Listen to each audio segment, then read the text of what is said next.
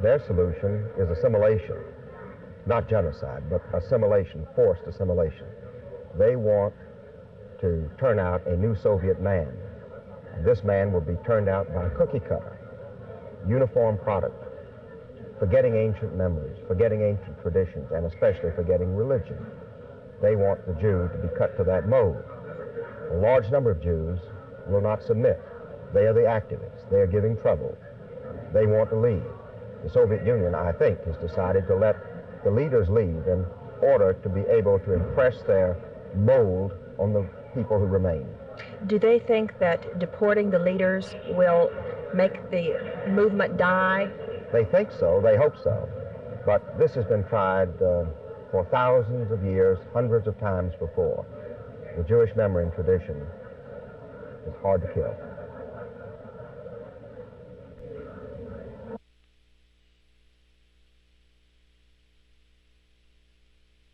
"30 miles of walking can do a lot of damage to a human foot, especially in the way of blisters. And today, almost 400 Dallas teenagers had more blisters on their feet than toes. Why should anyone deliberately make his feet sore, particularly on a Saturday? Well, as one boy put it, walking hurts, but hunger kills. By walking, the kids are raising money to feed and shelter starving people in foreign countries, and also to support social work in Dallas. The 30-mile trek around the heart of Dallas was sponsored by the American Freedom from Hunger Foundation, and it was called A Walk for Development. Most of the kids had signed up sponsors who agreed to pay them so many cents per mile walked. The more miles, the more money raised for emergency relief projects. The journey started out at Moody Coliseum at 8 this morning, and 15 miles later in downtown Dallas, 18-year-old Larry Morgan was tired and sore, but determined to go the last 15 too. Why are you doing this? Well, to raise money for the starving kids over in Bangladesh and for housing them and for farming equipment for all the people in Nigeria.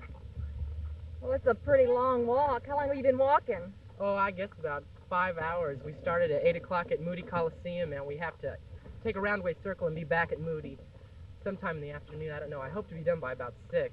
You gonna make it all the way, or you gonna stop? You gonna quit? I'm gonna make it all the way. I did 26 in California for the same thing. I'm sure I can do 30 here. Well, I bet the typical question to ask was, do your feet hurt? Yes, very much so. You know, they call this a walk for the development, but it looks like people are developing sore feet more than anything else. Martha McIntire, Channel 8 News on the Move.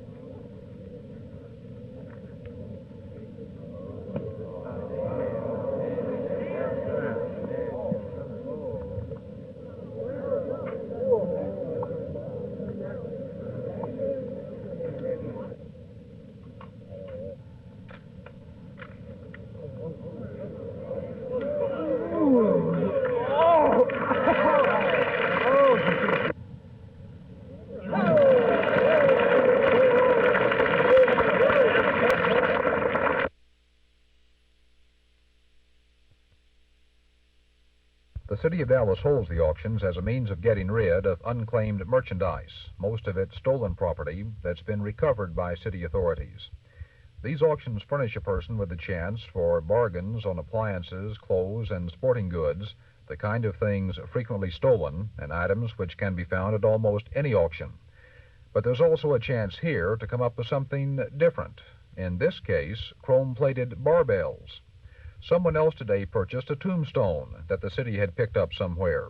Also on the block today, 2 pieces of solid metal, and surprisingly enough, they were sold almost immediately at $13 each. These aluminum bars were bought by T.D. Pate of Dallas, a regular at these city auctions. Pate is a dealer in unclaimed freight, and by purchasing such things from the city, he can make a profit of his own. Other people come to these auctions for the same reason, but some turn out just for the fun of it. Regardless of the reasons people come here, though, it seems to be a profitable activity for all concerned, especially for the city of Dallas, which averages a return of about $8,000 each time it holds such an auction, money that can be spent on projects that otherwise would be paid for by the taxpayers of the city. Jack Hill, Channel 8 News on the Move.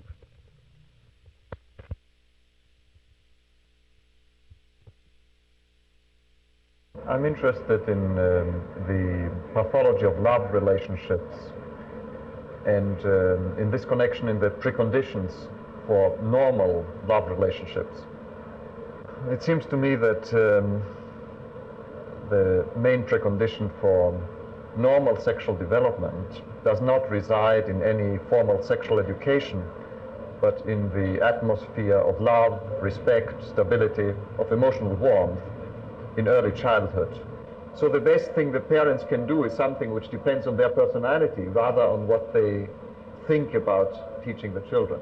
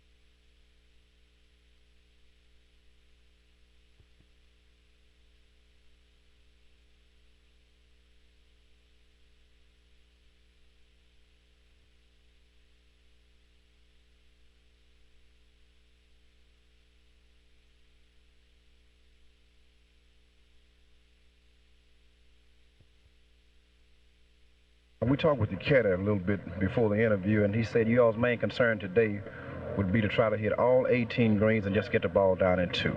Yeah, that's what we're trying to do. I think this particular golf course, we're trying to hit 18 greens, and I think this is the first time I ever did hit 18 greens.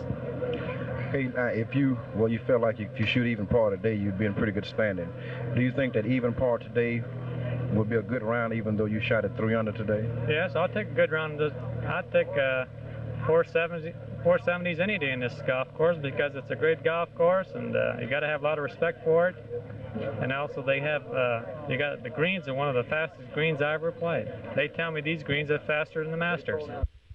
If the sun comes out today and tomorrow, do you think the schools are going to get a little bit bigger than they have been the last 2 days? Yes, James, I definitely think so, because a golf course, anytime it's wet, it plays easier because they have real good greens here. The fairways are mowed very short. And anytime you have a lot of moisture on a course like this, it's going to play much easier because you're able to fly the ball to the hole and stop it just about any place you want to. And the caliber of players that you have participating here at the Byron Nelson are players that can throw the ball at the hole and stop it. And this is what they're doing, to where in the next couple of days, if it dries out, the wind comes up a little bit, and the sun bakes these greens out, now it's not going to be a question of 175 yards and you can fly it 175 and leave it there. You're going to say, gosh, this green, if you hit a 5 in there, it's going to bounce 30 feet, and now you got to subtract the 75, you got to subtract 10, you got to try and fly it 165, but if you hit it too high, it's not going to jump that 30 feet. You hit it low, it's going to jump 40 feet.